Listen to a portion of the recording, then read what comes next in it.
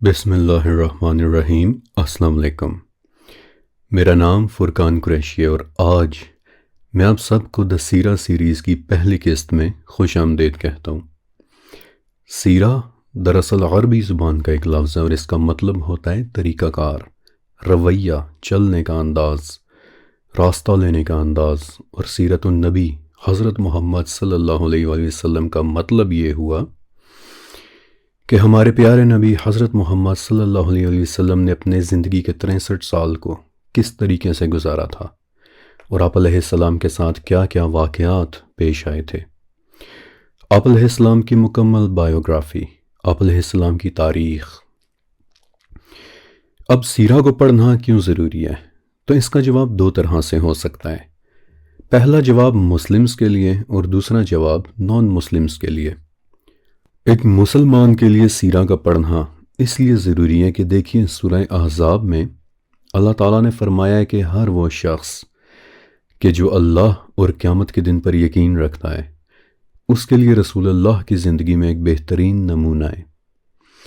لہٰذا سیرہ کو پڑھنا، اسے جاننا اللہ تعالیٰ نے زندگی گزارنے کے لیے ایک بہترین نمونہ قرار دیا ہے، ڈکلیئر کیا ہے، ایک ریفرنس پوائنٹ، ایک طرح کی رہنمائی، گائیڈنس، ایک بینچ مارک۔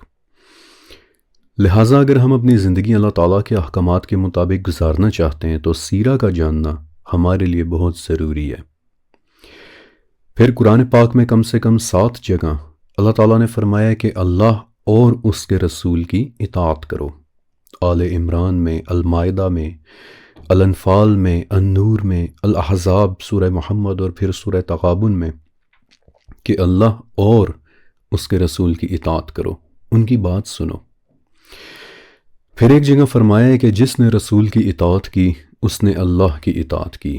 تو یہ تمام آیات پڑھنے کے بعد ایک طرح سے یہ لازم ہو جاتا ہے کہ ہر وہ شخص کہ جو اللہ کو جاننا چاہتا ہے، دین اسلام کو سمجھنا اور اس پر عمل کرنا چاہتا ہے، ایک طرح سے اس پر لازم ہو جاتا ہے کہ ایٹ لیسٹ ایک مرتبہ وہ سیرہ کو ضرور پڑھے۔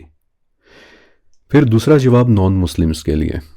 دیکھیے، غور کریں کہ دنیا کے غریب ترین، پسماندہ، بیکورڈ اور قبیلوں میں بٹے اونٹ اور بکریاں چرانے والے 7ویں صدی کے عربز صرف اور صرف 25 سال میں دنیا کے بادشاہ بن گئے۔ ایسا کون آیا کہ جس نے انہیں صحراؤں سے اٹھا کر بادشاہوں کے برابر کھڑا کر دیا؟ You don't have to be a Muslim to wonder کہ ان 25 سالوں میں ایسا کیا ہوا ہوگا کہ عربز نے دنیا کو ہی بدل کر رکھ دیا، اور اس کا جواب ہے سیرہ۔ ان 25 سالوں کو جاننے کے لیے سیرہ کا مطالعہ بہت ضروری ہے، اور یہ وجہ تھی کہ میں نے ضرورت محسوس کی کہ نبی علیہ السلام کی سیرہ پر پوری ایک سیریز لانچ کی جائے، ایک ایسی سیریز کہ جو جتنی زبردست اور انٹرسٹنگ ایک مسلمان کے لیے ہو اتنی ہی زبردست اور انٹرسٹنگ ایک نان مسلم کے لیے بھی ہو، وہ بھی دلچسپی سے دیکھیں کہ آخر وہ کیسے نبی تھے کہ جنہوں نے تاریخ کی کایا ہی پلٹ دی۔ آپ کو ایک دلچسپ بات بتاؤں کہ آج اگر آپ کسی اچھی اور بڑی لائبریری میں جائیں تو سیرہ کی کتابیں آپ کو تاریخ یعنی ہسٹری کے سیکشن میں رکھی ملیں گی، لیکن سچ کہوں تو سیرہ ایک ایسی چیز ہے کہ جس نے ہسٹری لکھنے کے انداز کو جنم دیا تھا، کیونکہ سیرت النبی لکھنے کے لیے مسلمانوں نے نئے علوم انوینٹ کیے تھے، ایسے علوم کہ جو پہلے ایگزسٹ ہی نہیں کرتے تھے، مثلاً اصول الحدیث اور اسماء الرجال۔ سیرت النبی سے پہلے کبھی کسی قوم نے اتنی محنت نہیں کی تھی کہ وہ اپنے بزرگوں کی صحیح تاریخ لکھتی، لیکن احادیث اور روایات کی تحقیق اور چھان بین کے لیے کہ آگے صرف سچی بات ہی پہنچے، مسلمانوں نے تاریخ لکھنے کے نئے اصول انوینٹ کر لیے۔ آپ کو پتہ ہے کہ مسلمانوں کا سیرہ یا تاریخ لکھنے کا انداز اتنا زبردست تھا کہ آج ماڈرن یورپ، نارتھ افریقہ کے ایک چھوٹے سے گاؤں میں رہنے والے ہسٹورین ابن خلدون کے متعلق کہتا ہے کہ انہوں نے تاریخ کو لکھنے کا طریقہ سکھایا تھا۔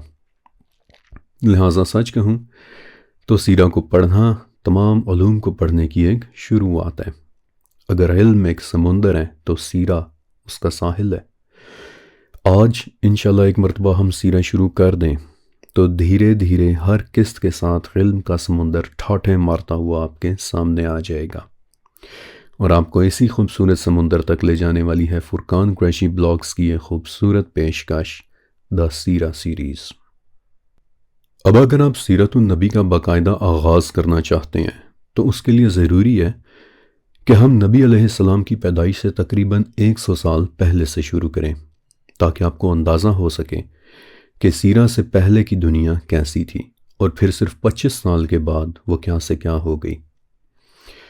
آج جس زمانے میں ہم رہ رہے ہیں اس کا نام 21ویں صدی ہے، لیکن جس صدی میں سیرت النبی کے واقعات پیش آئے تھے وہ صدی 7ویں صدی تھی، اور سیرہ کے لیے ضروری ہے کہ ایک مرتبہ ہم 7ویں صدی میں موجود دنیا کے اس نقشے کو بھی دیکھ لیں۔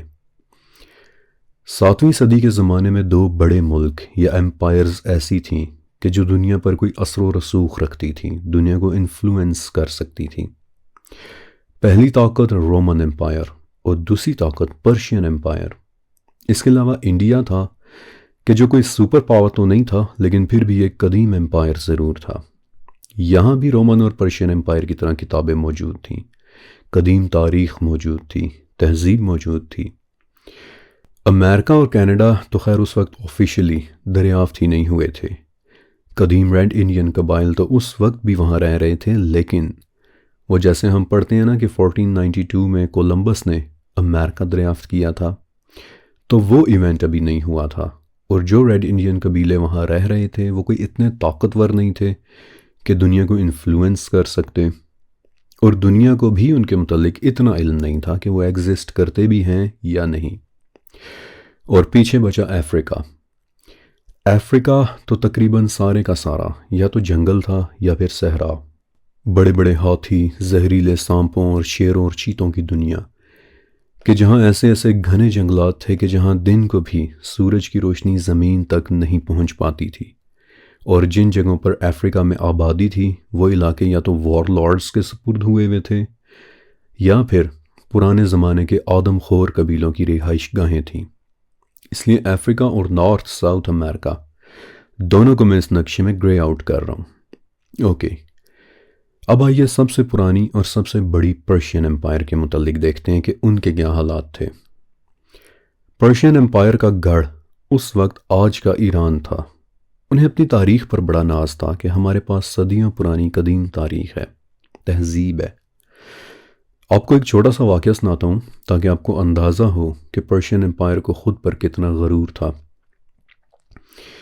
نبی علیہ السلام سے تقریباً 1000 سال پہلے جب یونان کے الیگزینڈر دی گریٹ نے پرشین ایمپائر کو فتح کرنے کا ارادہ کیا تو پرشین بادشاہ ڈائریس نے الیگزینڈر کو 3 چیزیں تحفے میں بھیجی تھیں۔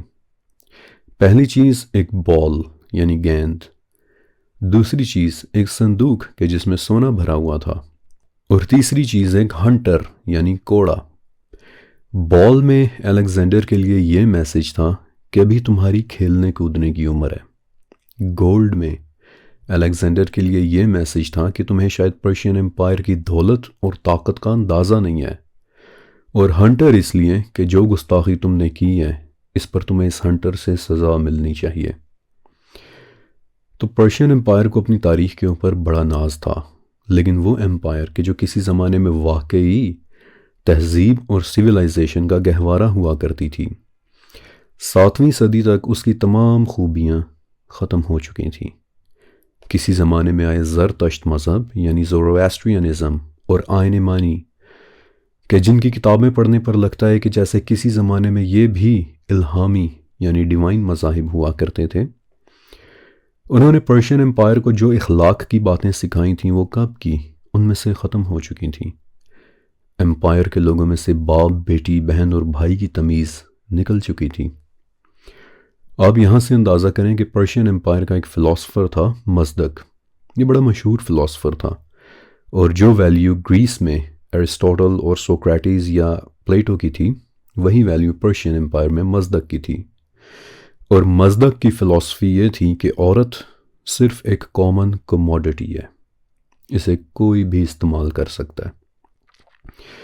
اور ایک مرتبہ جب دربار میں جھگڑے کا ایک کیس آیا تو مزدک نے بھرے دربار میں ایک شخص کی بیٹی کی عصمت دری کا حکم دے دیا۔